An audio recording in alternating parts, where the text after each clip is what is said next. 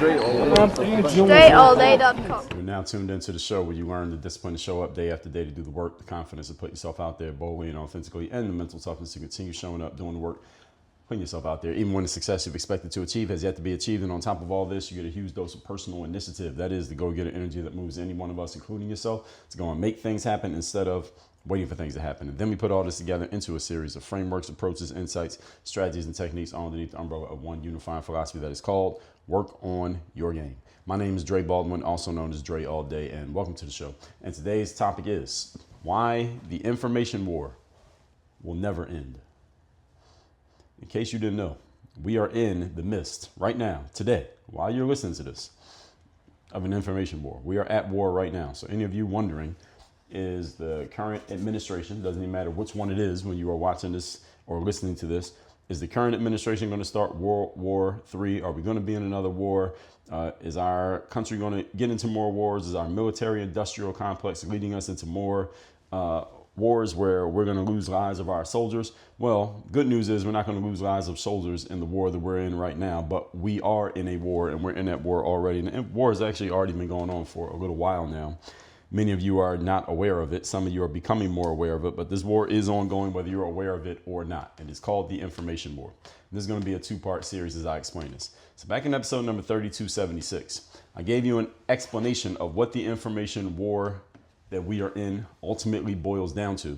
But what I did not do in that episode was explain to you why we are in the information war, how we got here, and as I will do in this series starting today, explain to you why this information war will never end. So it actually shouldn't even be called a war because wars end.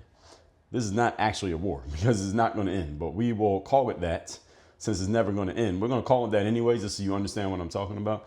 And I can more accurately call it maybe a perpetual war, which means it just keeps going, or a cold war, which is not necessarily with guns and tanks, or an asymmetric war, or a psyop battlefield. But that's too many syllables and too many words that most people won't remember. But information war, all of you can follow that one. Shout out to Alex Jones. We're going to stick to information war for languaging and continuity purposes. So let's get into it. Why the information war is never going to end. And all of you are participants, whether you want to be or not. If you consume information, if you produce information, you are part of the information war. So any of you doesn't do either one of those, okay, all of you do it, so you're part of the war. Point number one.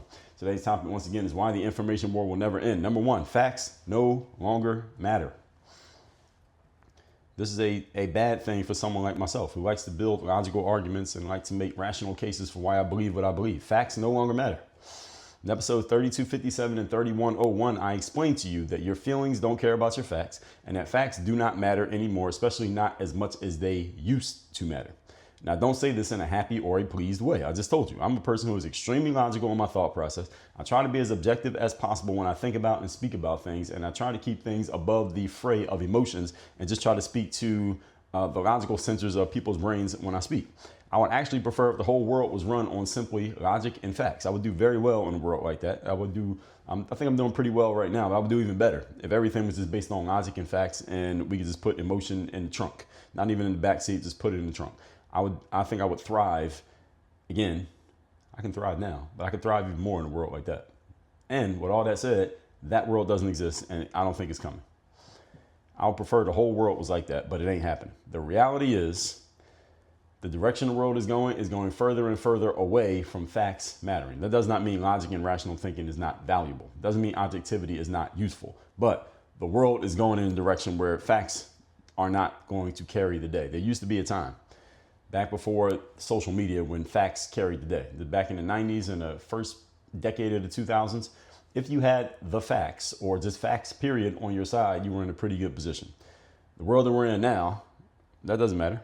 I mean, how many of you have ever told someone or presented someone what you believed to be facts or the facts, and it did not convince them that you knew what you were talking about or that they should agree with you or that your position was an accurate position? How many of you have had that happen?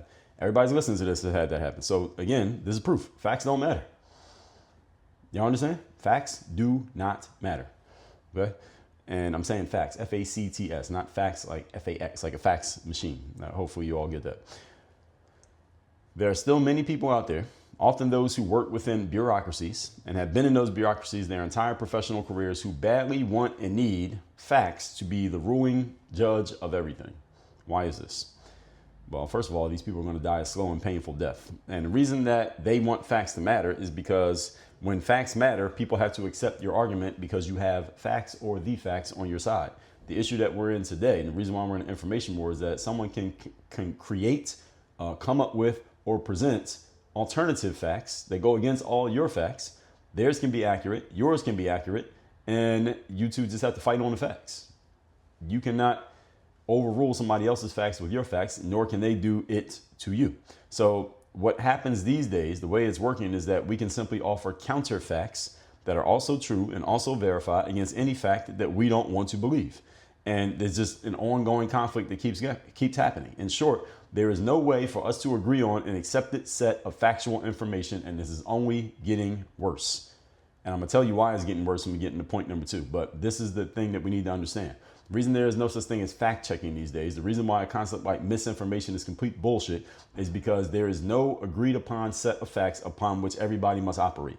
There are many people and many entities that want things to be this way. I'll give you an example. TikTok is one of these examples. TikTok, the social media app, because I have been suspended from TikTok 9 separate times in the last 8 months. Why have I been suspended 9 separate times? Because I said something that either TikTok's own platform of moderators or a viewer on TikTok who didn't like something I was saying in my live streams, which I do Monday through Friday, 8 a.m. Eastern, by the way, on all streaming apps, not just TikTok, but TikTok has the biggest audience for me. They didn't like something that I said, so they basically flagged or reported my live on TikTok, and TikTok agreed with them and said, well, you are suspended for misinformation. Most of my suspensions have been for misinformation. And when they explain misinformation, they say, while we want our creators to share their opinions and views, we all must operate by an agreed upon set of facts. Bullshit, TikTok. No, we must not. We must not operate by an agreed upon set of facts, because who gets to decide what that agreed upon set of facts is? And who agreed? I didn't agree. So what the hell are you talking about, an agreed upon set of facts? Agreed by who?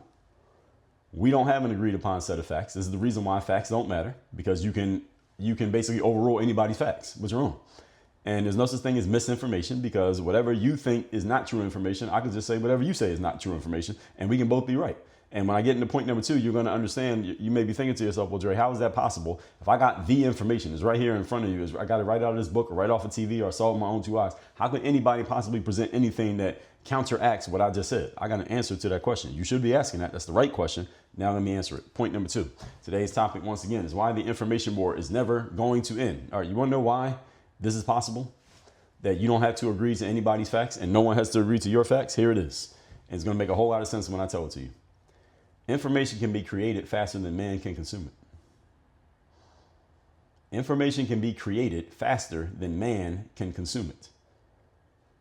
Think about that. I can go on ChatGPT right now. I can take the audio recording of this very episode. I can have it transcribed word for word, every single thing that I said. And I can say to ChatGPT, write me a 3,000 word article based on the transcript of this episode that I just recorded. And I can have it, I can train it to write it in my voice and in my tone and in my style. And I can give it a couple anecdotes to add in, and it will write that article within 60 seconds. I got the whole article done. I'm telling you that to say what? And it's not even that my article is about facts. It's just my view on things. But I'm giving you that as an example because they can do this with anything, any subject. It does not matter what it is. Anything, any subject, no matter who said it, where you got it from, it can do this with anything. Now, as I just said, give me a 3,000 word article and it will write this within about 60 seconds. So let me ask a question. I'm going to go on ChatGPT and ask this question right now. About how long would it take for the average person to read a 3,000 word article? So I'm waiting for ChatGPT's answers to this. And they say for a 3,000 word article, the average reading time would be about 10 to 15 minutes because most adults read at a pace of 200 to 300 words per minute. Here's the problem, folks. ChatGPT can produce a 3,000 word article in about 60 seconds. It would take you 10 to 15 of those 60-second frames, known as minutes, for you to read it. In other words, artificial intelligence can produce information faster than we can consume information, which means we will never catch up to all the information being produced, which means how the hell is it possible that we can agree on an accepted set of facts when the facts are being produced faster than we can consume them? There's no human who can consume facts that much faster than everybody else. No human can consume facts as fast as artificial intelligence can produce facts. Do you understand? So how can we agree on it and accept the set? How can we possibly have misinformation when we got too much information? How do you know what's true and what's not? You ain't got enough time to consume it all. Eventually, we have to turn it over to computers who are trained by what? Humans, based on what? Again, this means we have to turn over the arbitration of what is true and what is not, what is acceptable as a fact and what is not acceptable as a fact to a certain person. Let me ask a question. Which person do you nominate for that job? I don't think all of us can agree. Can all of us agree, here's the person we're going to nominate for the job of, they get to decide what the facts are and what the facts aren't. That's not going to happen. It can't be a politician because half the country is not going to want the other side's politician to do it if you happen to have a political leaning. And whatever person you point out, they have some type of human flaw, and there's going to be some group of people who have a problem with that, and we can't agree on the facts on that.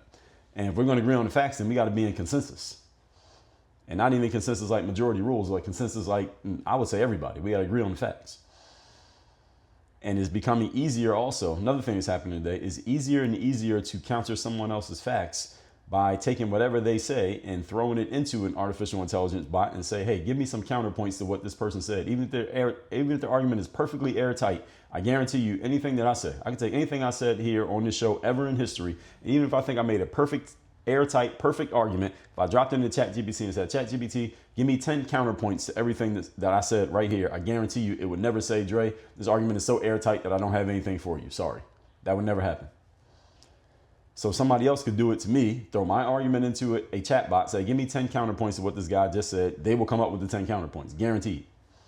And the counterpoints will be useful counterpoints. It's not that they'll be wrong. It may be shifting the goalposts a little bit or moving the terrain underneath our feet, but is it not a legitimate point? This is why persuasion and influence matter the most these days. And we're going to get into that as we get further into this series. Information can be created faster than it can be consumed. Okay, so if you want to know why facts don't matter, again, refer to the episodes I already told you about. But we can create information faster than anyone can consume it. So if you present me some factual information that I have chosen to reject, I can go find and create other factual information that counteracts your factual information. I just told you how I will do it. I can take anything I've said that I believe to be true, throw it in ChatGPT and say, give me 10 points to counter everything I just said here. I guarantee you it will give me an answer. And there'll be good arguments too. Or there'll be at least plausible arguments. Let's say that. I don't know if they'll be good. And then you could go do the same thing about my stuff or about your stuff, and I can do the same thing about your stuff. We can do this all day, back and forth, all day. It will never end. We can go back and forth till all of us are exhausted on factual information. Now multiply this phenomenon. I'm just talking about me and you. Let's multiply this phenomenon by 8 billion people. What do you think we got? Well, you know what we have. I just told you. We're in an information war. This is why we're in an information war. It's also why the war will never end, because we can create new information at the snap of a finger and understand, folks, is only getting better. The tools that allow us to create information at the snap of a finger are only getting better, stronger, and faster as humans get dumber and dumber. So we're being overwhelmed with information by the second. So what does all this mean? And why does it matter? It means that you cannot try and consume and understand all the information that's out there in the world. That's impossible. You will overwhelm yourself even trying to think about it. And once you truly understand what I just told you, your job is to focus on the information that matters most for you and for your specific goals. But trying to get all the information, whatever you think that means, is a losing pursuit, because as of today, there is no such thing as quote unquote all the information. There's no such thing. All you have is what you know about, what you've chosen to accept, and where you choose to cut yourself off from absorbing more information. I want all of you to understand that if you need to get quote unquote all the information or quote unquote more information in order to get started or to complete something, you will never start or complete anything because there's too much information. I told you the 10% rule. You can see 10% in front of you, take another step. You don't need all the information to begin. You only need a little bit of information to begin. You'll figure the rest out as you go. But we're in an information war simply because the creation and production of information is unprecedented these days, and the ease at which it can be created has, we've never seen anything like this. And what we're about to see is going to get better and better, or worse and worse, depending on the way you want to look at it. Point number 3.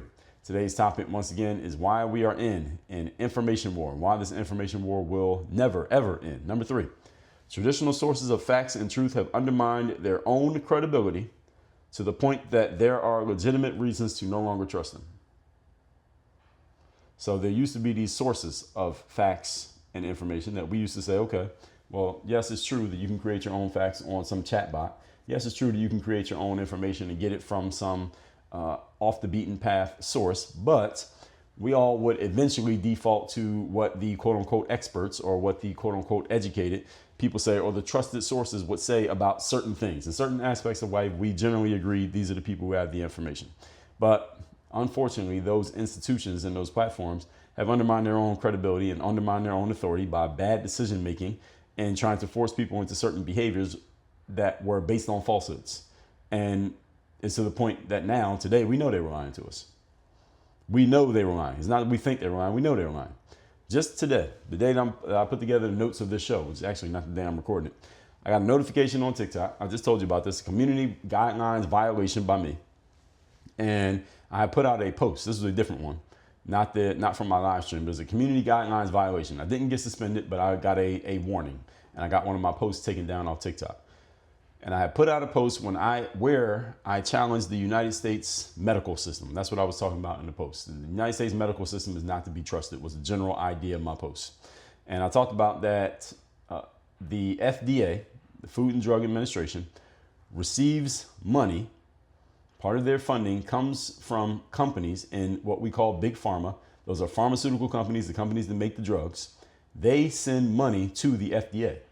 So part of the FDA's operating budget, the money that the FDA uses to run its operations, comes from the same pharmaceutical companies that they are supposed to be monitoring and regulating. That is called a conflict of interest. So just on that information alone, would you think it reasonable to believe that the FDA might go a little bit easy on certain pharmaceutical companies based on the fact that that same pharmaceutical company is paying the FDA to do its job? Would you believe that it's reasonable to think that that could happen? I think most of us would agree that that's true.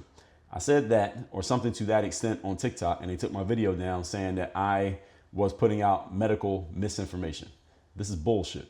And I just explained to you why. That is not misinformation. That's a legitimate argument. And everybody knows it's legitimate.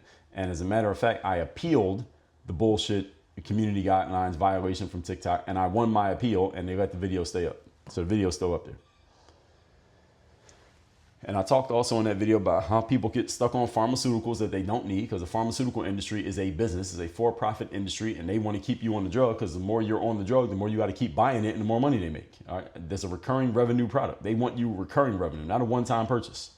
Because if you're a one-time purchase, they got to go out and find another customer. They get you on it for the rest of your life, and you're 47 and you live to your 87. They got 40 years of bills you got to pay, 40 years of you being a customer. That's what we call retention.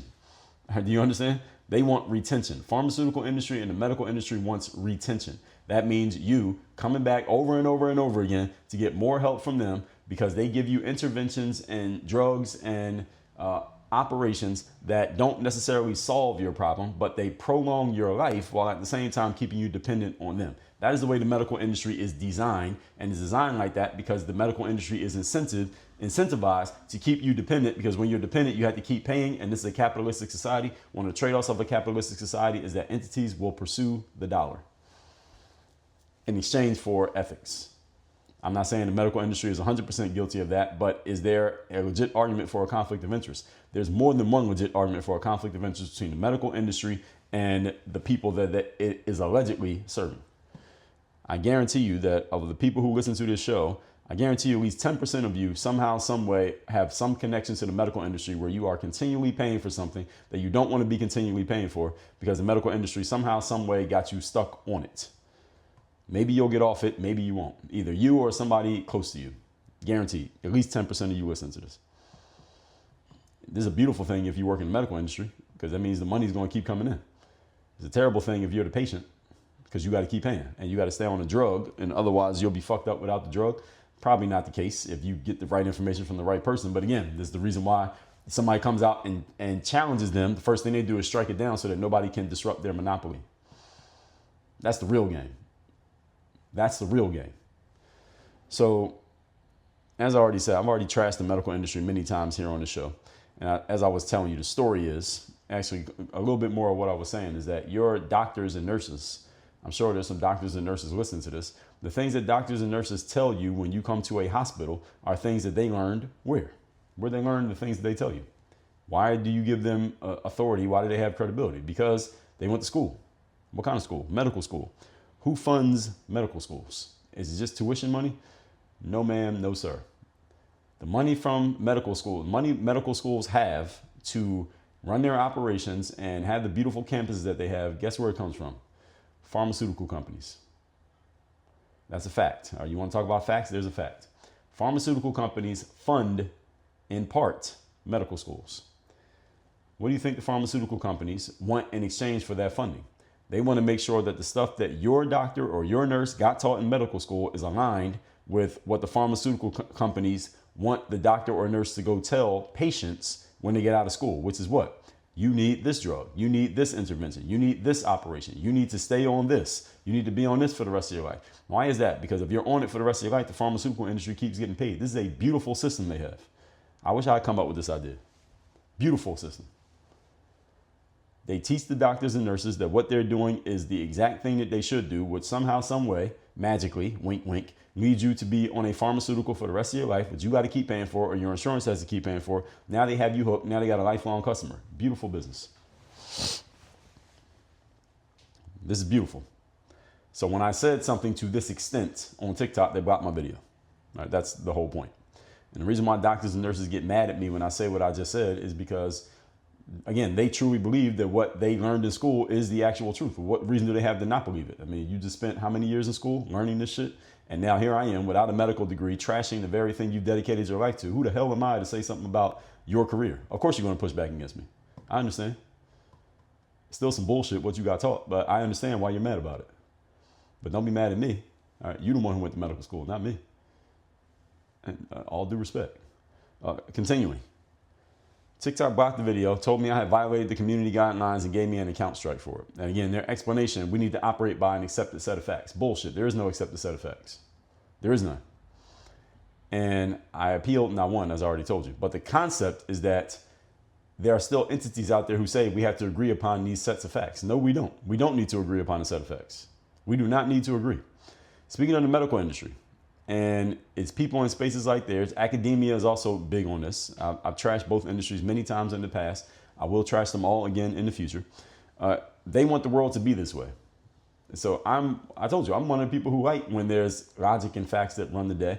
The medical industry and the academic industry want things to run off of logic and facts. Why? Because the people who work in those industries and the people who design those industries, guess what they're very heavy on? Logic and facts. A bunch of information that they have retained and absorbed and that they teach to others, and they operate their entire lives based on that information. They would love if everybody had to adhere to that information because they have the most of it. So, and again, they're the kings in the world where everything is based on logic and facts and an accepted set of information. If everything is based on one accepted set of information, the people who have the most of it will dominate that world.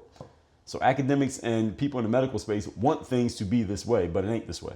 And this is the reason why they're dying a slow death. Both the academic institutions and the credibility of the medical space. The medical space is not going to fall apart because they got a bunch of y'all on the drugs forever, but they're losing credibility rapidly if they haven't already lost it all. Some of you still believe in them. Your choice. And these people are, again, these accepted facts are delivered from people who work in these industries. I remember I think I made a post on social media and some guy was challenging the post and saying something. This is about the medical industry. And eventually I asked him because I couldn't tell who he was. He didn't have his real name or his real face up, but I could tell it was an actual human talking behind the comment. And I said, do you work in the medical industry? And the guy said, yeah, I'm a nurse. And he was a relatively young guy. I think he was under the age of 30. He'd been working as a nurse ever since he got out of school. And I said, motherfucker, of course you're going to defend the medical industry. What the hell else are you going to do? You dedicate your life to the medical industry. I'm trashing the thing you dedicated your life to.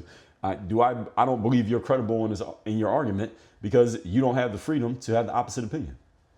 Not that what he was saying, not that he was lying about what he was saying. I believe that he believed it. The problem is he didn't have the freedom to say anything different because his whole life is based on defending the medical industry. Because if there wasn't a medical industry, he wouldn't have a fucking job. So how are you going to argue about the medical industry when your entire life is based on it? I'm just asking a question. Right? If I got this wrong, if my logic is off here, please somebody correct me. If my logic is off. So these people, they want everyone to accept a set of facts that they have the most access to.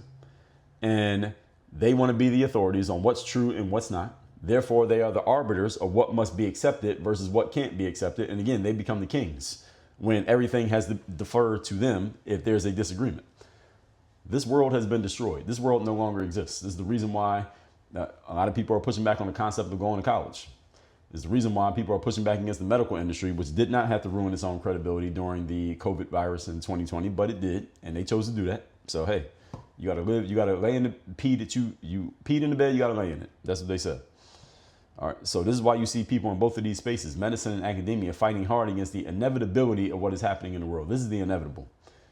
And I'm explaining to you why it's inevitable, and I'm not even done. This is only part one. Let's recap part one. Tomorrow we're going to get to the next one. Why the information war is never going to end. This is a two-part series. Again, I told you why the information war, what it boils down to. Today, I'm telling you why it's happening and why it ain't going away. Number one, facts no longer matter. They do matter, but they don't matter nearly as much as they used to. So if you're walking into a room and you are armed with quote unquote facts, you need a whole lot more than that. Don't walk into that room yet. Go get some more weapons. Number two, information can be created faster than man can consume it, which means the information battle will always go on because I can just create more information to combat your information. You can do the same thing. We just keep going back and forth and it becomes a war of attrition. That's why this war is never going to end, because we're not fighting with our muscles. We're fighting with information, which we aren't even having to produce. Number three, traditional sources of facts and truth have undermined their own credibility to the point that there are legitimate reasons to no longer trust them. I just told you, I trashed the medical industry a bunch. I will love to trash it again, and I will. I trashed the academic system. I will trash it again, and I love to trash it again, and I will. And these are two examples of entities that want to keep everything based on the facts because they have control over quote unquote the facts, and they're the ultimate arbiters of quote unquote the facts. I say fuck them. The information war, one good thing about the information war is that the credibility of these institutions no longer matters nearly as much as it used to. Tomorrow, I'm gonna tell you a little bit more about this information war and how you get yourself armed to operate on the terrain of the war. Between now and then, workonyourgameuniversity.com. Work with me directly, have me as your direct coach. Let's get to work on your business, on your personal life, on everything in between, and the interplay between them. Get one right, it'll help the other. Get the other right, it'll help the other. Workonyourgameuniversity.com. Have me as your coach. Work on your game. Dre, all